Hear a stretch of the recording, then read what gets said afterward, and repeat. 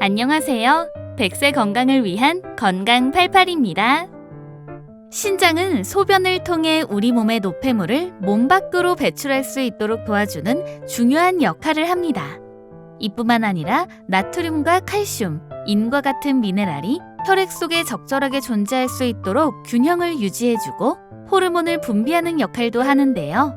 그런데 건강을 위해 챙겨 먹은 영양제가 신장에 부담을 준다면 어떻게 해야 할까요? 신장은 간과 마찬가지로 문제가 생겨도 바로 알아차리기가 쉽지 않아 세심한 관심이 필요한 장기입니다. 몸에 좋은 영양제이지만 과다 복용하면 오히려 독이 될 수 있는데요. 비타민 D의 경우에는 과다 투여 시 혈중 칼슘 농도가 높아져 신장의 혈관 수축을 일으키거나 신장의 세뇨관의 독성을 유발해 급성 신손상을 발생시킬 수 있습니다. 이 밖에도 비타민 A, C, 크레아틴 등 역시 과다 복용하면 급성 신손상을 일으킬 수 있어 주의해야 합니다. 그렇다면 영양제 부작용으로 신장이 망가졌을 때 나타나는 증상을 알아볼까요? 첫 번째, 피곤하다. 신장은 소변을 통해 노폐물을 배출하고 항상성을 유지하는 역할을 합니다. 그런데 신장 기능이 떨어지면 혈액에 있는 독소와 노폐물이 배출되지 못해 몸에 쌓이면서 평소보다 더 피곤하고 나른해지며 집중력 저하 등이 나타날 수 있는데요. 일상생활에 지장이 생길 만큼의 피로감이 지속된다면 신장 건강을 의심해 보아야 합니다. 두 번째, 몸이 붓는다. 신장은 노폐물뿐만 아니라 불필요한 수분도 배출하는 역할을 합니다. 우리 몸에 수분이 많으면 배출시켜주고 반대로 탈수 상황에서는 수분 배출량을 줄여 소변의 농도를 유지하죠. 이러한 신장이 역할을 제대로 하지 못하면 체액 불균형이 생겨 얼굴이나 팔, 다리가 붓는 현상이 나타날 수 있습니다. 세 번째, 잠을 잘 못 잔다.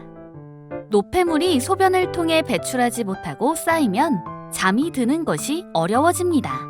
많은 만성신장 환자들이 힘들어하는 것 중 하나가 수면 장애인 것도 바로 이런 이유에서인데요. 수면이 부족하면 신장 기능이 더 떨어지고 이는 악순환으로 반복될 수 있습니다.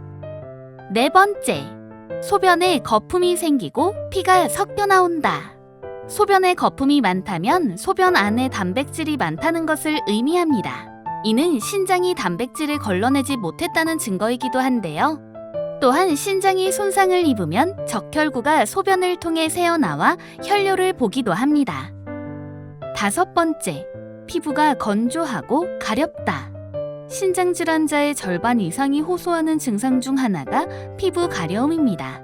이 또한 노폐물 배출이 원활하지 않아 생기는데 몸속 독소로 인해 부갑상선 기능 항진증 등 증상이 나타나고 이에 따라 신경세포가 손상되면서 가려움증을 유발하는 것입니다.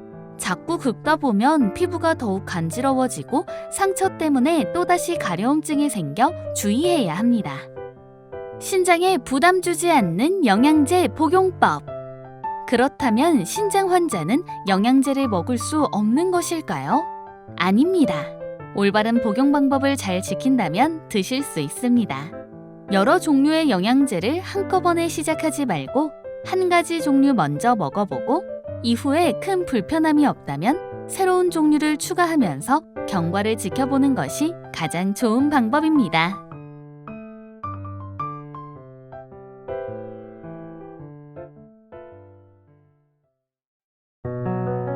오늘 준비한 정보가 마음에 드셨으면 구독, 좋아요 부탁드려요.